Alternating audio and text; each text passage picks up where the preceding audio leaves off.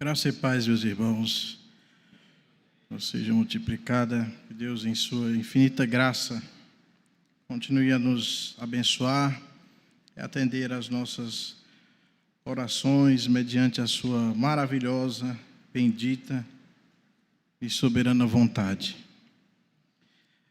Hoje nós trataremos do nosso catecismo de Heidelberg, do domingo 34. Eu peço aos irmãos que, por gentileza, abram suas Bíblias.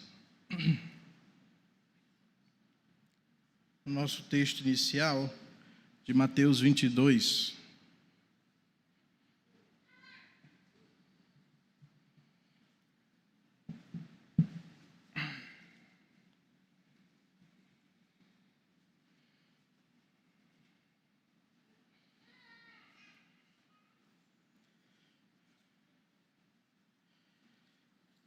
Pelo que eu sei, os irmãos têm acesso ao texto do catecismo aí no grupo da igreja, né? Pelo que eu sei é assim. À medida que formos discorrendo sobre o assunto de hoje, leremos as perguntas e suas respectivas respostas. Eu faria algumas aplicações no próprio decorrer da exposição. Mateus capítulo 22, versos 34 a 40,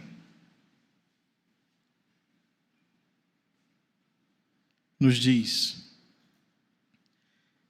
Entretanto, os fariseus, sabendo que ele fizera calar os saduceus, reuniram-se em conselho.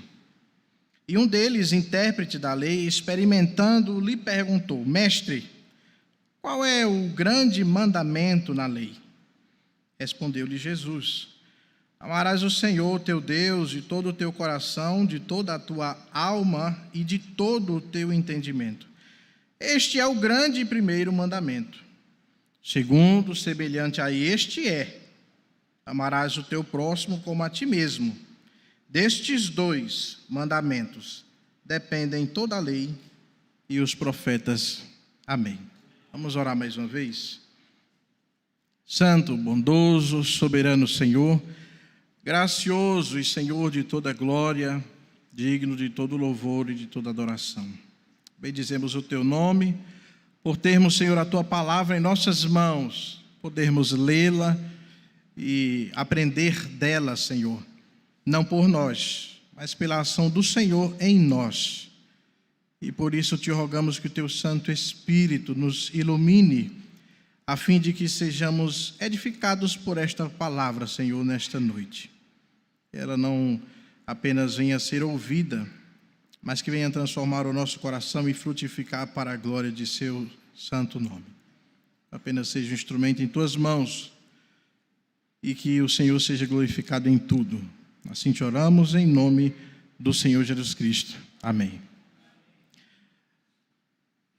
Meus irmãos, você já pensou, já imaginou como as coisas poderiam ser se elas não tivessem normas estabelecidas ou se não houvessem leis já positivadas para que fossem obedecidas?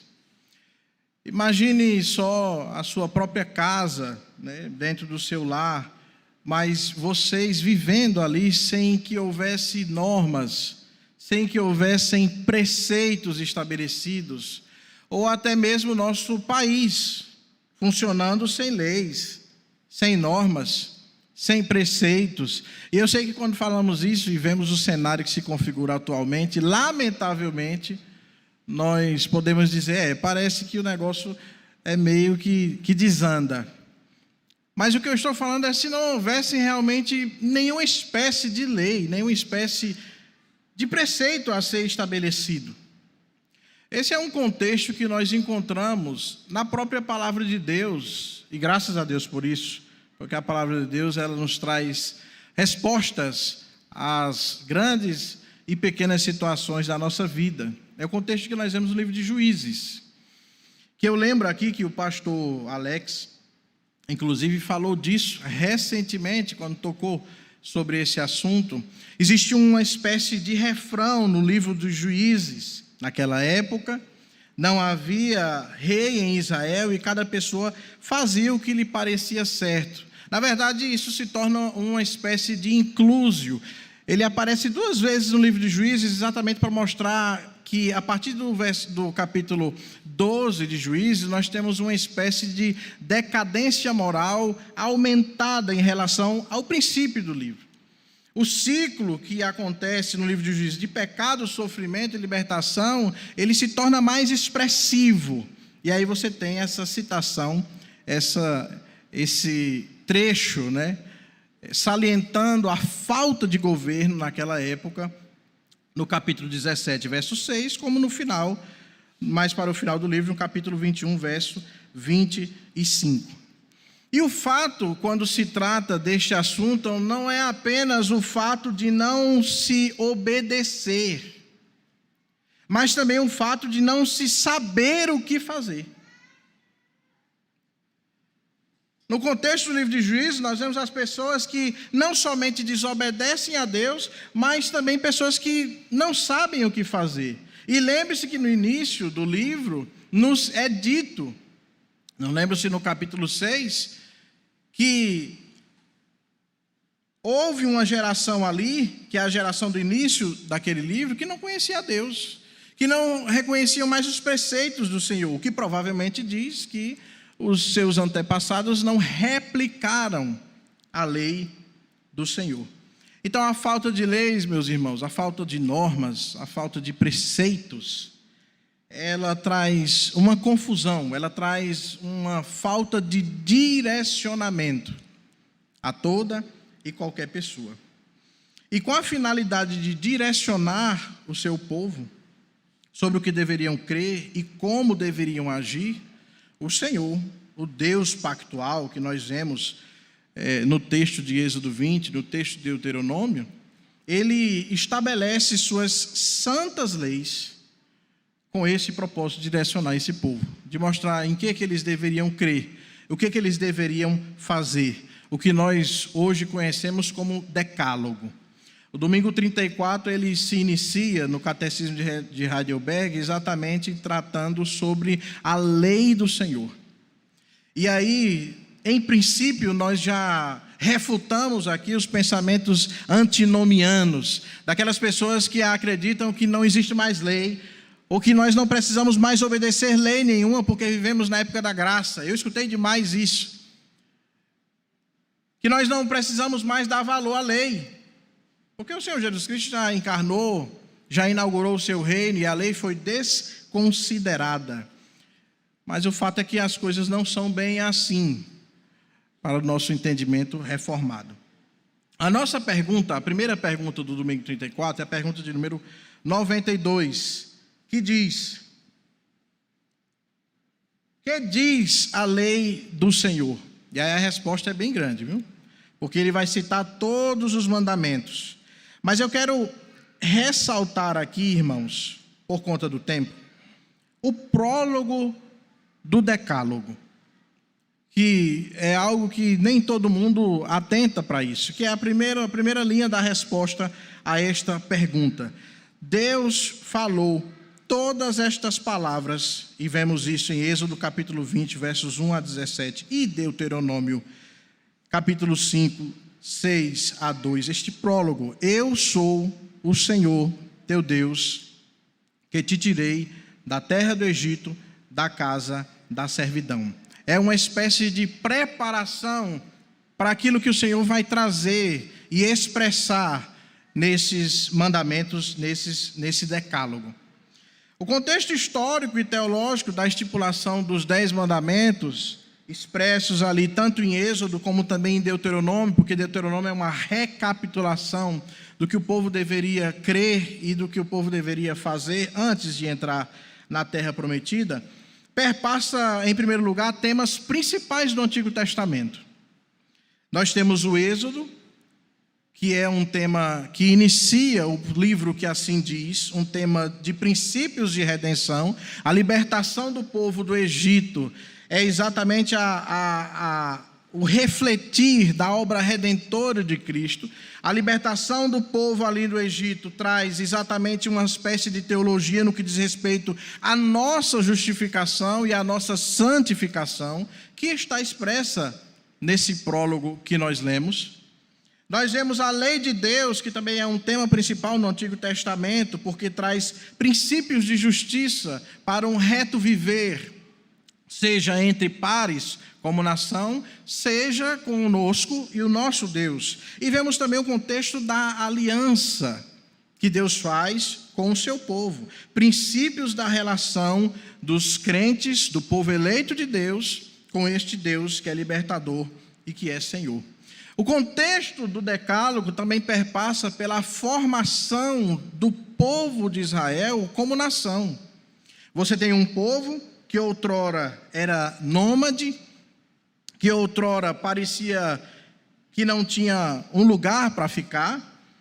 Este povo recebe leis no contexto sinaítico, no Monte Sinai, e depois recebe um território. E assim Deus forma uma nação, um povo com suas leis devidamente estabelecidas e um território, a terra prometida que nós bem conhecemos. Então, Deus encontra-se com o povo no Sinai, e isso é um cumprimento do que está em Êxodo capítulo 3, verso 12, quando ele diz a Moisés, eu serei contigo. Quando ele convoca Moisés e diz isso, eu serei contigo, e este será o sinal de que eu te enviei. Depois de haveres tirado o povo do Egito, servireis a Deus neste monte, a saber, o Monte Sinai. E esse contexto sinaítico, onde Deus faz daquele monte uma espécie de púlpito para trazer ao povo as suas proclamações, porque Deus desce ali naquele Monte Sinai, é exatamente o contexto que mostra, eu revelei a vocês que eu sou o que sou, eu demonstrei meu poder diante dos deuses egípcios, dos falsos deuses que vocês achavam que eles existiam, mas que não existem, e agora eu estou mostrando a vocês a minha aliança expressa nas minhas leis. É importante entendermos que, ainda que a antiga lei, falamos da lei mosaica, tenha sido superada por uma nova aliança, mas os princípios teológicos e morais, eles são eternos e continuam em vigor.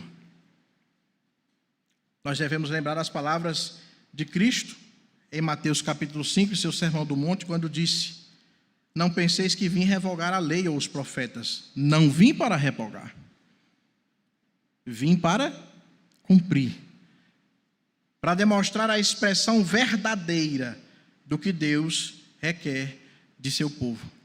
E estes princípios que estão no Decálogo, princípios teológicos, princípios morais, da lei moral do Senhor, eles não são só expressos em Êxodo em si. Quando nós falamos de um contexto antes do Sinai, em Gênesis capítulo 17, verso 1, Deus, quando ele vai falar com Abraão, ele diz, eu sou o Deus Todo-Poderoso, anda na minha presença e ser perfeito.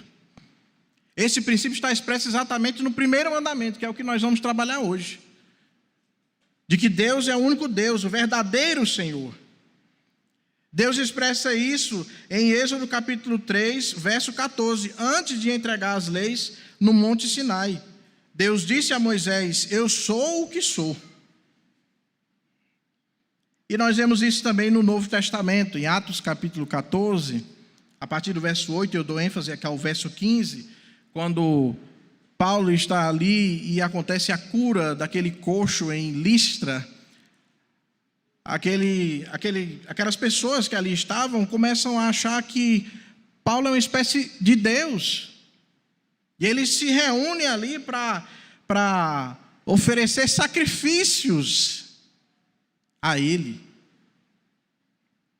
Paulo diz, senhores, por que fazeis isto? Nós também somos homens como vós, sujeitos aos mesmos sentimentos, e vos anunciamos o evangelho para que destas coisas vãs dessa idolatria que vocês têm, vocês vos convertais ao Deus vivo, que fez o céu, a terra, o mar e tudo que neles há. Em 1 Coríntios nós também vemos o eco deste princípio expresso nas leis do Senhor. 1 Coríntios capítulo 8, versos 5 e 6, Paulo diz: porque ainda que há também alguns que se chamam deuses, quer no céu ou sobre a terra, como há muitos deuses e muitos senhores, todavia para nós há um só Senhor, um só Deus, o Pai, de quem são todas as coisas e para quem existimos, e um só Senhor Jesus Cristo, pelo qual são todas as coisas e nós também por Ele. Então nós jamais podemos pensar que a lei do Senhor ela foi vencida com a vinda de Cristo, porque os princípios ecoam antes do Sinai e depois da vinda do nosso Senhor Jesus Cristo. Os princípios da lei moral do Senhor, eles estão expressos para nós ainda hoje. Nós precisamos ainda interpretar a lei para que façamos isso de forma sadia, considerando que o cumprimento da lei ele acontece exatamente em Cristo. E é por isso que os aspectos cerimoniais da lei e os aspectos civis da lei, eles encerram em Cristo.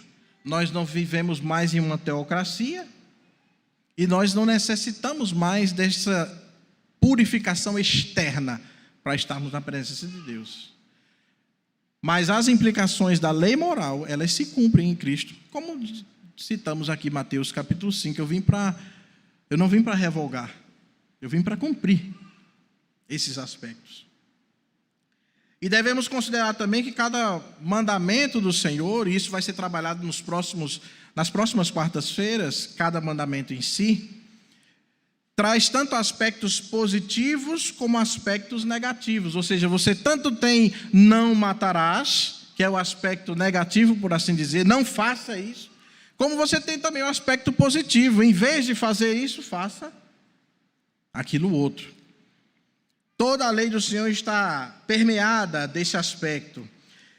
O outro fator que os intérpretes chamam de sinédoque, quer dizer que onde um pecado é trabalhado na lei, nós devemos nos referir também aos pecados relacionados ao pecado principal. Então, quando se fala de assassinato em não matarás, por exemplo, já que é o exemplo que eu usei, não se fala apenas de assassinato per si, como nós conhecemos. Mas quando você toma atitudes que vão contra a sua vida, você também infringe a lei de Deus. E por fim, o objetivo principal, meus irmãos, da lei do Senhor, do decálogo, é o amor. É o amor. E foi isso que os fariseus não entenderam. E precisou que Cristo demonstrasse isso a ele. O tema que eu proponho para hoje, do que falamos e do que trataremos aqui, é: o Deus pactual manifesta sua soberania, libertando o seu povo e convocando este povo a adorá-lo como o único e verdadeiro Deus. Isso ele faz expressando o seu agir libertador para conosco, fazendo conexão entre o nosso relacionamento com ele e o nosso relacionamento com o próximo, e expressando que somente ele é a fonte de tudo o que nós necessitamos. Deus expressa o seu agir libertador desde o prólogo, e nós vemos isso em Êxodo capítulo 20, versos 1 e 2, quando o Senhor expressa esse prólogo que nós lemos aqui: eu sou o Senhor, teu Deus, que te tirei da terra do Egito, da casa da servidão. O termo original aqui, para dizer que tirou, para expressar essa ação de Deus, traz uma significação de fazer sair, de liderar, de guiar e de libertar. E foi exatamente isso que Deus fez com este povo. Foi exatamente essa atitude de Deus para fazer com que esse povo pudesse, em primeiro lugar, ser um povo livre. Ou seja, o povo foi quase que literalmente tomado pela mão e guiado, levado até chegar ao Monte Sinai. Lembra que Moisés, quando vai falar com o faraó, ele diz: olha, deixa o meu povo ir, liberta o meu povo, para que esse povo possa me adorar, para que esse povo possa me servir. E Deus se referia a isso relacionado ao Monte Sinai. O aspecto aqui da libertação, da servidão, remete claramente à obra redentora que nós vemos ecoar no Novo Testamento. Paulo mesmo escreve aos Coríntios em sua primeira epístola, no capítulo 10, dizendo: ora, irmãos, não quero que ignoreis que nossos pais estiveram todos sob a nuvem, e todos passaram pelo mar, tendo sido todos batizados, assim na nuvem como no mar, com respeito a Moisés. Mas nós precisamos lembrar que esta libertação do Senhor não foi porque o povo merecia, porque o povo era contumaz. O povo expressou, na verdade, uma obstinação diante da libertação do Senhor, diante da libertação proporcionada por esse Deus. Deus, meus irmãos, Ele liberta esse povo porque Ele é soberanamente fiel às suas promessas. E aí eu vou pedir para você abrir em Êxodo capítulo 2, que expressa isso, por gentileza. Êxodo capítulo 2, nós vamos andar por alguns textos. Eu sei que na introdução eu falei, e não precisou abrir a Bíblia, mas agora nós vamos abrir mais. Êxodo capítulo 2 expressa exatamente essa fidelidade de Deus, fidelidade pactual de Deus, aquilo que Ele estabelece com o seu povo. Capítulo 2, versos 23 a 25, nos diz: decorridos muitos dias, morreu o rei do Egito. E aí lembre-se exatamente do contexto anterior. José, ele tinha uma amizade com Faraó, exatamente por quê? Porque José foi instrumento de Deus para salvar tanto aqueles egípcios como ao povo que Deus havia escolhido. De quê? Da fome. Mas decorridos alguns dias, o rei morreu. Os filhos de Israel gemiam sob a servidão, e por causa dela, por causa da servidão, clamaram, e o seu clamor subiu a Deus. Ouvindo Deus o seu gemido, fez o quê? Lembrou-se da sua aliança com Abraão. Gênesis capítulo 12, Gênesis capítulo 15 e Gênesis capítulo 17. Aqui é outra geração, viu? Cerrou. Outra geração surgiu lá do Egito, mas Deus lembrou-se do seu pacto, lembrou-se da sua fidelidade, da sua aliança com Abraão, com Isaque e com Jacó. E viu Deus os filhos de Israel e atentou para a sua condição. E aí, ainda nessa página, acredito, na mesma página, no capítulo 3, versos 7 a 9, ele expressa essa mesma coisa, mas agora falando a Moisés, no meio da sarça, quando diz, verso 7, capítulo 3 de Êxodo: disse ainda o Senhor: certamente vi a aflição do meu povo, que está no Egito, e ouvi o seu clamor por causa dos seus exatores, ou seja, dos seus opressores. A palavra aqui significa opressor. Conheço-lhe o sofrimento, e por isso desci a fim de livrá-lo da mão dos egípcios, e para fazê-lo subir daquela terra, uma terra boa e ampla, terra que mana leite e mel, o lugar do cananeu, do eteu, do amorreu, do ferezeu, eveu e do jebuseu, pois o clamor dos filhos de Israel chegou até mim. E também vejo a opressão com que os egípcios os estão oprimindo. Deus expressa exatamente a sua fidelidade quando liberta este povo, mesmo o povo sendo obstinado. Em Êxodo 14, frente ao Mar Vermelho, o povo expressa a sua obstinação. Quando diz: não havia como nós morrermos em Israel, ou no Egito, perdão. O Senhor nos trouxe para morrer aqui de frente para o mar? Mesmo havendo provado de toda a fidelidade do Senhor e de todo o poder do Senhor.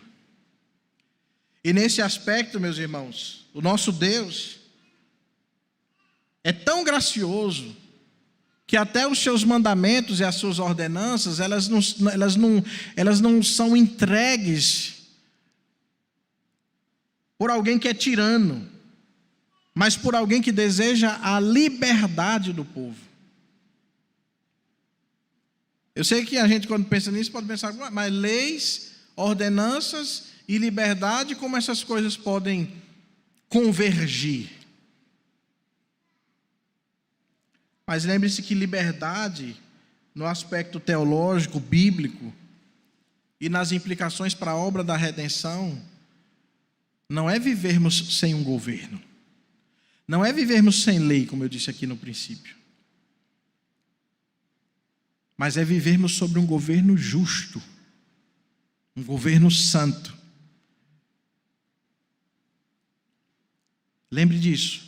O povo estava no Egito e servia debaixo da opressão dos seus exatores, daqueles que os escravizavam, e agora vão servir, mas vão servir a um Deus justo, santo e fiel. Então, os mandamentos e a liberdade, eles convergem. E a história bíblica nos mostra isso quando expressa que, primeiramente, Deus liberta o povo. E somente depois Deus entrega a sua lei. Veja o texto de Deuteronômio capítulo 6, por gentileza. Deuteronômio 6 também nos fala sobre isso, sobre esse aspecto da lei e da libertação, da lei e da liberdade, perdão, que se relacionam entre si. A lei é uma forma de garantir a subsistência desse povo. Deuteronômio capítulo 6, nós vemos o que nós chamamos de Shema Israel, especialmente versos 4 e 5. E depois nós vemos o Senhor ensinando que as palavras e os preceitos deveriam ser ensinados às outras gerações. E aí você vê a importância da lei para que esse povo vivesse em paz. E esse objetivo nós vemos a partir do verso 20. Veja o que diz a partir do verso 20, do verso 20 ao verso 25. Quando teu filho, no futuro, te perguntar dizendo: que significam os testemunhos e estatutos e juízos que o Senhor, nosso Deus, vos ordenou. Então dirás ao teu filho, contando a história, narrando as obras do Senhor, dizendo: éramos servos de Faraó no Egito, porém o Senhor de lá nos tirou com poderosa mão. Aos nossos olhos fez o Senhor sinais e maravilhas grandes e terríveis, contra o Egito e contra o Faraó e toda a sua casa. E dali nos tirou, para nos levar e nos dar a terra que sob juramento prometeu a nossos pais. O Senhor nos ordenou cumpríssemos todos esses estatutos e temêssemos o Senhor nosso Deus para o nosso perpétuo bem, para nos guardar em vida, como tem feito até hoje. Será por nós justiça, quando tivermos cuidado de cumprir todos estes mandamentos perante o Senhor, nosso Deus, como nos tem ordenado. Então, o cumprimento da lei do Senhor e a lei do Senhor expressa a liberdade do povo que agora vive sob um governo justo, sob um governo santo, e que se obedece a essas leis, esse povo prova das benesses do Senhor. prova exatamente da vida, porque se eles obedecessem, assim eles seriam guardados em vida, como acabamos de ler nesse texto. Eu já insiro, meus irmãos, uma aplicação aqui, no que falamos, no seguinte aspecto. Será que nós temos reconhecido o Senhor em nossas vidas, nos dias de hoje,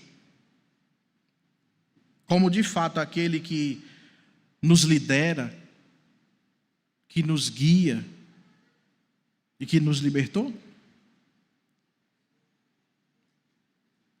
Será que nós consideramos ao Senhor, de fato, esse Deus pactual, esse Deus que expressa, e este pacto ainda vigora até hoje, nós sabemos disso. Será que nós consideramos esse Deus, esse Senhor pactual, esse Deus aliancístico, como de fato alguém que nos lidera, que toma na nossa mão, que nos libertou, que tem nos conduzido até que sejamos encontrados fiéis e até que nos ares sejamos levados por Ele?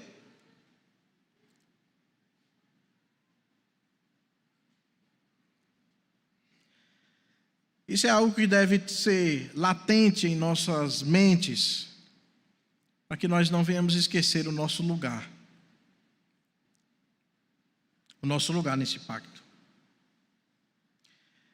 Uma segunda aplicação, meus irmãos, nesse aspecto, é a seguinte: qual tem sido o seu empenho em ensinar os preceitos justos do Senhor aos seus filhos?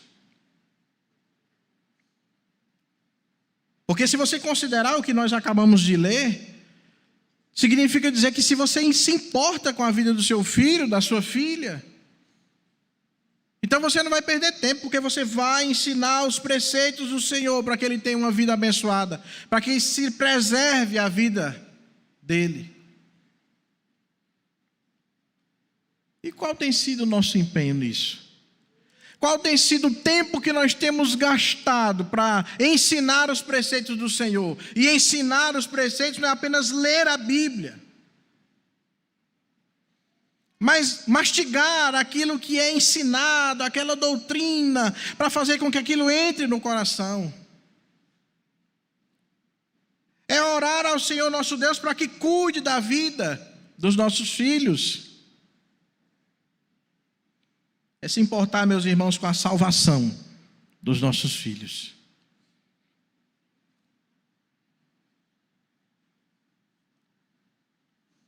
Nós precisamos considerar a fidelidade de Deus para conosco, a sua graciosidade em ser fiel às suas promessas, à sua palavra, porque é a fidelidade de Deus que nos garante que pertencemos a Ele, garante a nossa redenção em Cristo e a nossa vida resguardada, unida ao Senhor. O segundo aspecto que o Deus pactual manifesta em sua soberania, libertando o seu povo, convocando este povo, é fazendo conexão entre o nosso relacionamento com Ele e o nosso relacionamento com o nosso próximo. E aí eu peço que você possa comigo ler a pergunta 93, que expressa o entendimento sobre isso.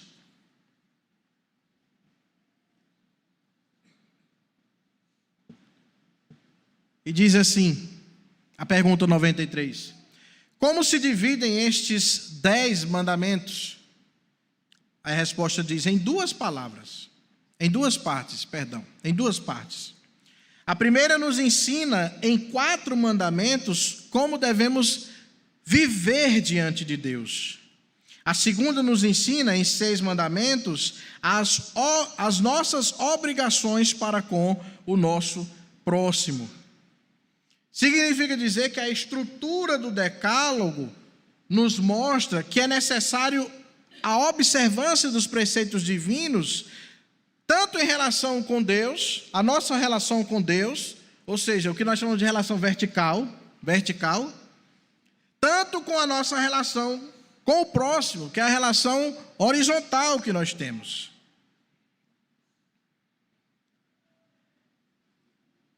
1 João capítulo 4, 20 e 21 diz: se alguém disser amo a Deus e odiar seu irmão, é mentiroso. Pois aquele que não ama seu irmão a quem vê, não pode amar a Deus a quem não vê. Ora, temos da parte dele este mandamento, que aquele que ama a Deus, ame também o seu irmão. Em certa medida, nós podemos até dizer, como alguns assim fazem, alguns estudiosos, que os quatro primeiros mandamentos expressam o que nós chamamos de mandamento espiritual, que está ligado ao nosso culto a Deus. O nosso primeiro mandamento, que é o que hoje falamos aqui, que o Senhor é o nosso único Deus, expressa isso. Depois ele diz que nós não podemos fazer imagens, cultuar a outros deuses, mas somente a Ele. Isso está relacionado ao nosso mandato espiritual. E os demais mandamentos, os outros 6, eles refletem expressões dos nossos mandamentos, o social e o cultural. O social na nossa relação entre família, entre os nossos semelhantes, a imagem de Deus. E o cultural em relação ao nosso trabalho e às coisas que nos pertencem. Portanto, meus irmãos, toda a vida humana está expressa nas leis do Senhor, no decálogo do Senhor. Isso significa dizer, como disse muito bem Paulo, aos Coríntios também, que quer comais, quer bebais, ou façais qualquer outra coisa, fazei tudo para a glória de Deus. Nós temos a expressão do chamado do Senhor para que nós tenhamos uma vida saudável, espiritualmente falando, ou seja, uma vida com o nosso Deus, uma vida saudável com o Senhor, de relacionamento com o Senhor e uma vida saudável com o nosso próximo.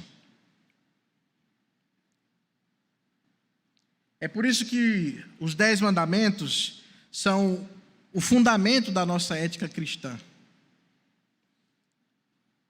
É através deles que estão expressos os preceitos nos quais nós devemos andar para termos uma vida cristã saudável.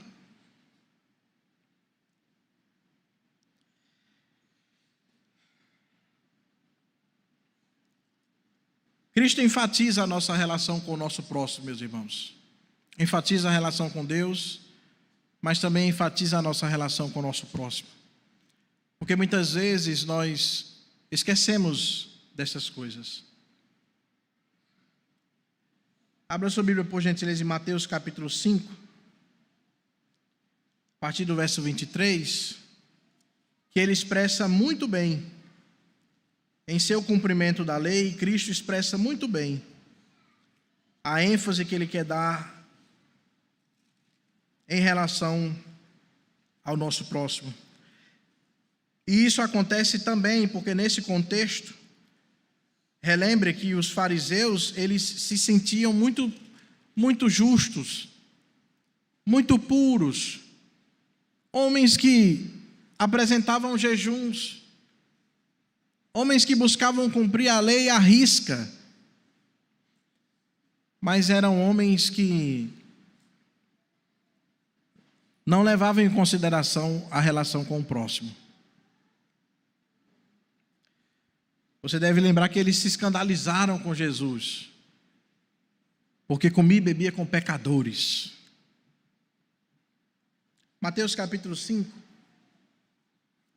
versos 23 e 24 nos diz: se ao trazeres ao altar a tua oferta, ali te lembrares de que teu irmão tem alguma coisa contra ti, deixa perante o altar a tua oferta. Vai primeiro reconciliar-te com teu irmão, e então, voltando, traze a tua oferta.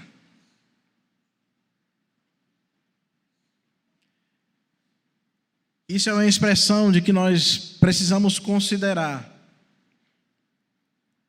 a nossa relação com o nosso próximo, assim como consideramos a nossa relação com o nosso Deus. de forma aplicativa, e eu trago algumas aplicações também nesse ponto, dizendo: você consegue perceber como a nossa vida ela está totalmente voltada à adoração? E você já deve saber que a adoração é uma forma de viver, porque a nossa vida ela está envolta nos preceitos de Deus. A nossa vida ela está totalmente imersa nos preceitos do Senhor. E isso é uma coisa que deve nos seguir dia após dia.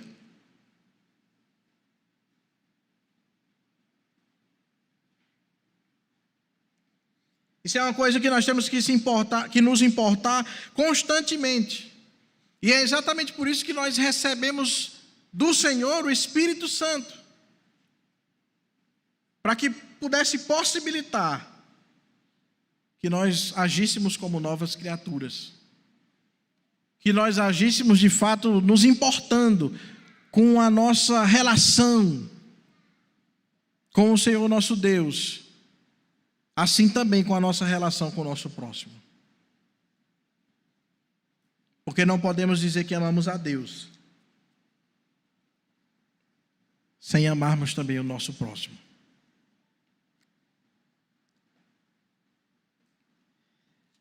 Em outra aplicação, você já sondou o seu coração para saber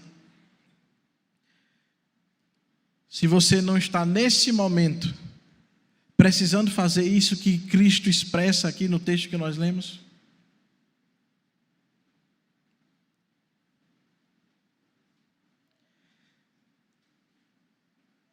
Será que a vida espiritual não tem minguado exatamente porque essas coisas são deixadas de lado? Porque nós relevamos esse aspecto da lei do Senhor, esses 6 mandamentos que nos expressam o nosso relacionamento com os nossos pares. A terceira coisa, meus irmãos,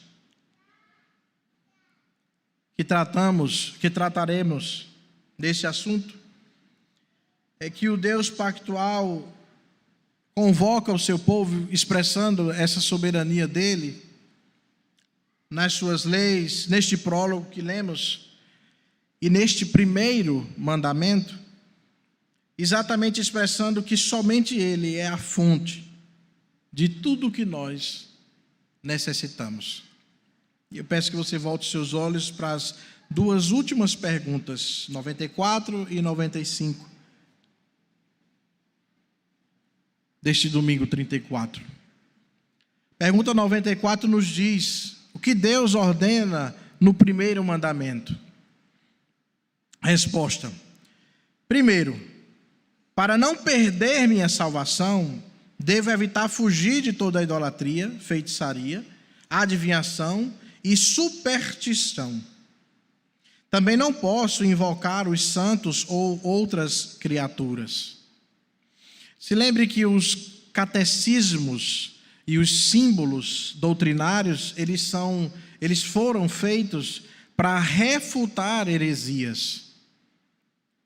Então, quando nós vemos a expressão dessas coisas sobre idolatria, sobre feitiçaria, sobre adivinhação, superstição, invocar aos santos, invocar a outras criaturas, nós temos expressões de doutrinas heréticas que nos cercam. Continuando na resposta da pergunta 94, em segundo, devo obedecer devidamente o único e verdadeiro Deus, confiar somente nele, me submeter somente a ele, com toda humildade e paciência. Devo amar, temer e honrar a Deus de todo o coração e esperar todo o bem somente nele. Em resumo, devo renunciar a todas as criaturas e não fazer a menor coisa contra a vontade de Deus.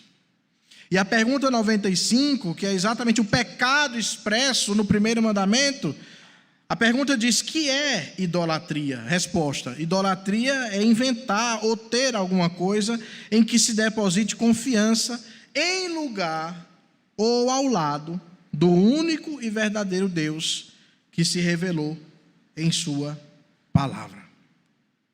De fato, meus irmãos, não existem outros deuses reais. Eu sei que nós temos textos na Bíblia que falam sobre outros deuses, e os seminaristas aqui passarão por esse entendimento. Mas o que acontece é que no mundo de fantasia humana, nós não conseguimos nem contar a quantidade de deuses que a nossa mente pode gerar e que muitas pessoas têm se dedicado.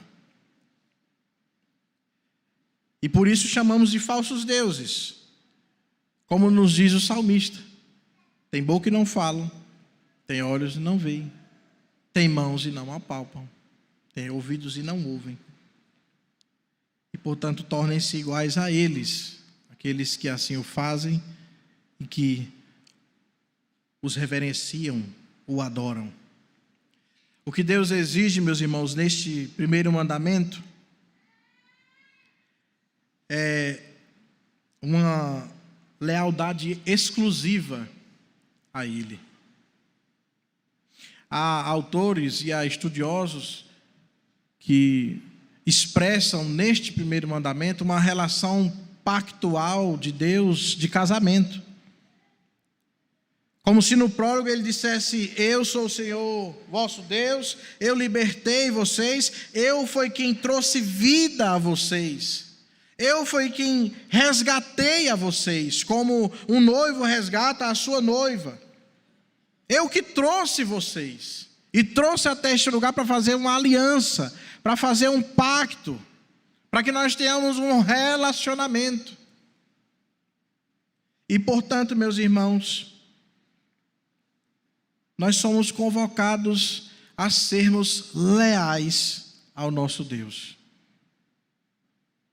a não podermos lançar mão de outros deuses, a não podermos fazer como o povo de Israel assim o fez durante tanto e tanto tempo, devotando a sua vida aos deuses cananitas. Israel pode não ter adorado aos deuses egípcios, mas abraçou de coração aos deuses cananitas. E por isso sofreu. E por isso foi refutado como adúlteros, idólatras e adúlteros, que colocaram outras coisas no lugar de Deus em seu coração.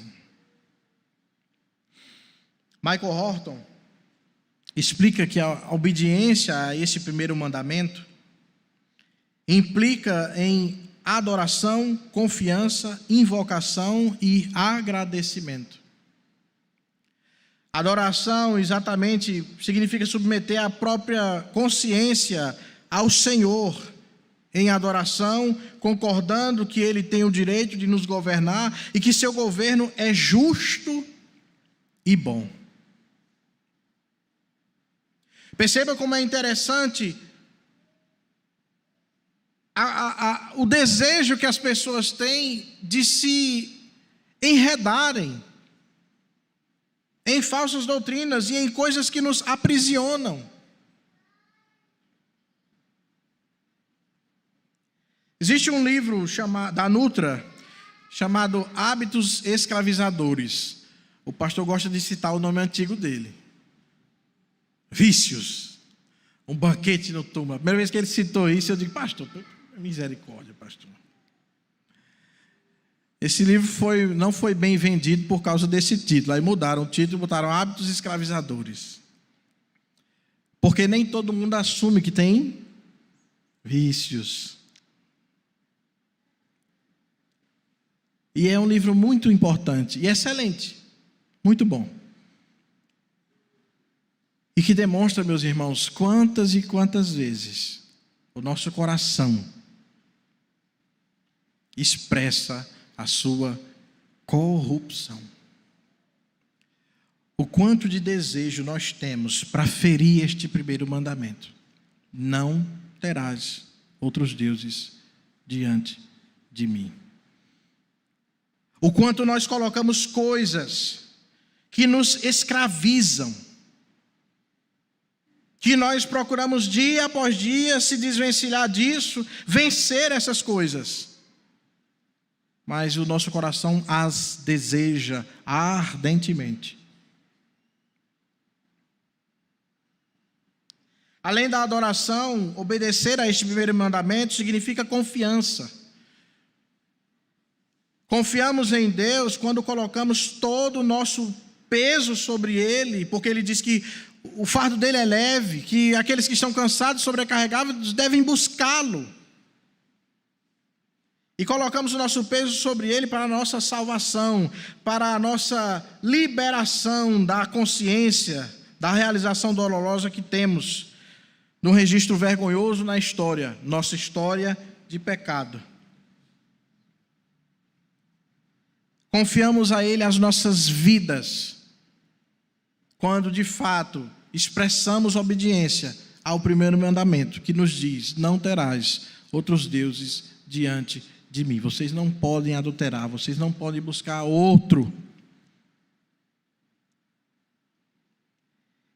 E a invocação, porque ao invocar o seu perdão e a absolvição, nós estamos invocando o nome do Deus soberano, que não é apenas o juiz diante do qual devemos comparecer, mas o Redentor, que satisfaz as obrigações da justiça em nosso favor, as obrigações pactuais deixadas pelo primeiro Adão. É este Deus que cumpre todas essas coisas e derrama sobre nós essas benesses. E agradecimento, porque agradecer é a única resposta apropriada ao Senhor.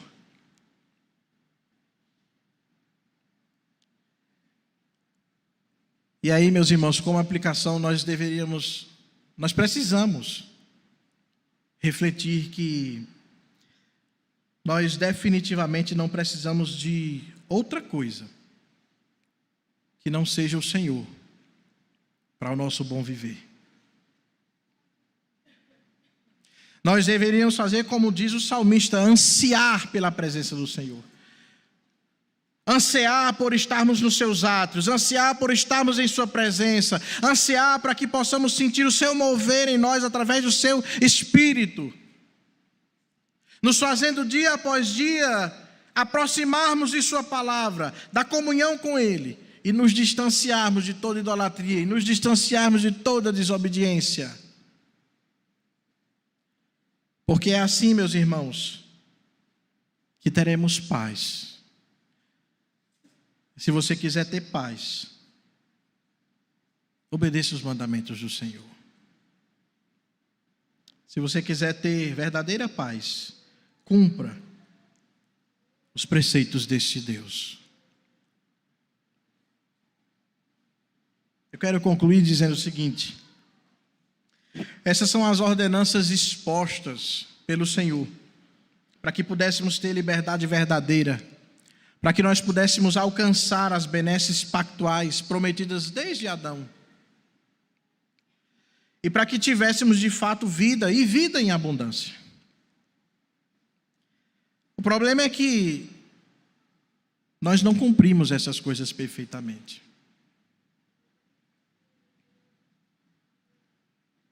Nós não cumprimos os mandamentos do Senhor perfeitamente.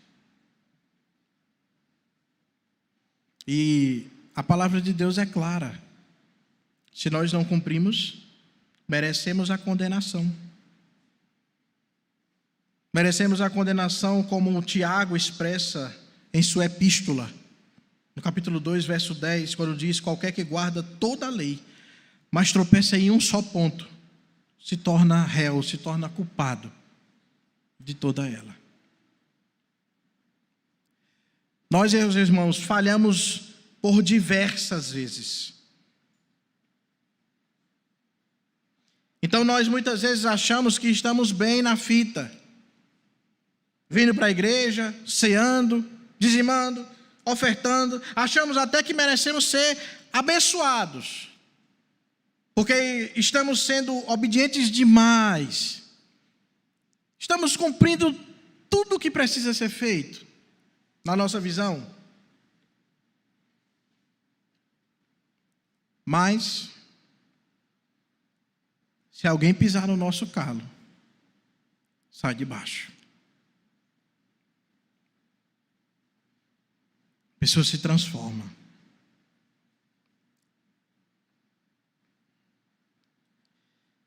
Meus irmãos, se a nossa liberdade verdadeira, se essas bênçãos pactuais, as coisas que estão nas religiões celestiais, que são entregues a Jesus, por Jesus Cristo a nós, enfim, se a nossa salvação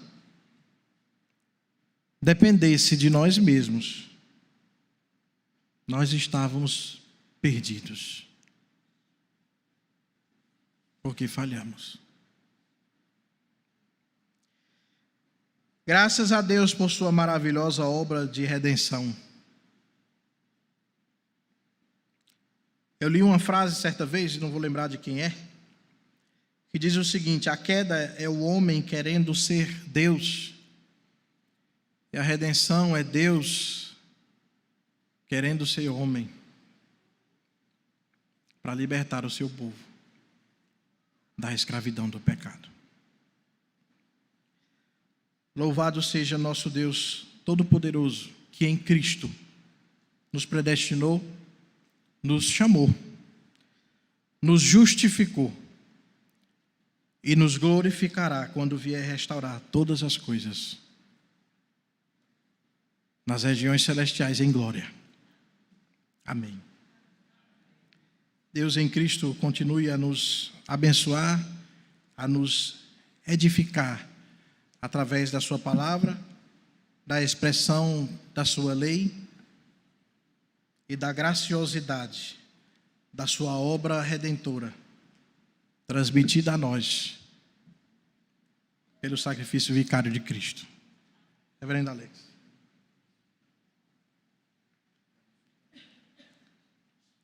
Meus queridos, vamos colocar de pé nesse momento, orarmos ao nosso Deus. Te bendizemos, Senhor, por este momento em que podemos ouvir a boa doutrina através do Teu Filho, transmitindo-nos, ó Deus, uma instrução tão preciosa, trazendo-nos à memória, ó Deus, a bênção que recebemos do Senhor de termos sido libertos, conduzidos, ó Deus, e de recebermos a lei do Senhor, que é boa, perfeita, agradável, como é a Tua vontade. Nós louvamos ao Senhor pela vida do Teu Filho, o seminarista Herardo, pedimos que o Senhor o faça fiel, sempre na exposição da Sua palavra. Que o Senhor o use, ó Deus, para alimentar o Teu povo, do qual fazemos parte. Também pedimos, Senhor Deus, que agora nos leve para casa, debaixo do Teu santo e paternal cuidado, nos conceda uma noite em paz e sono reparador, a fim de que, debaixo da graça do Senhor, possamos então dar continuidade aos trabalhos desta semana. Fica conosco, ó Deus, sustenta-nos, é o que pedimos em Cristo Jesus, Senhor e Salvador nosso, com gratidão e perdão dos nossos pecados. Amém. Que a graça do nosso Senhor e Salvador Jesus Cristo, o amor de Deus, nosso eterno Pai, a comunhão e o consolo do Espírito Santo seja conosco e com todo o povo de Deus que se espalha por toda a face da terra, hoje e para todos sempre. Amém. Amém. Poder sentar, queridos. Pastor, presbíteros, algum aviso? Nada. Domingo, então, irmãos, às 9 horas da manhã, nossa escola dominical regular. À noite, o culto às 18h30. Lembrar que nesse domingo, o segundo, nós teremos também a ministração da ceia do Senhor, tá bom? Então, não se esqueça disso e se prepare para esta ocasião, ok? Continue orando pelos assuntos que temos posto aqui, isso tudo é muito importante para cada um de nós que fazemos parte dessa igreja, tá bom? Que Deus abençoe a todos, oração silenciosa, estamos despedidos e iremos à porta ali para cumprimentá-los. Deus abençoe.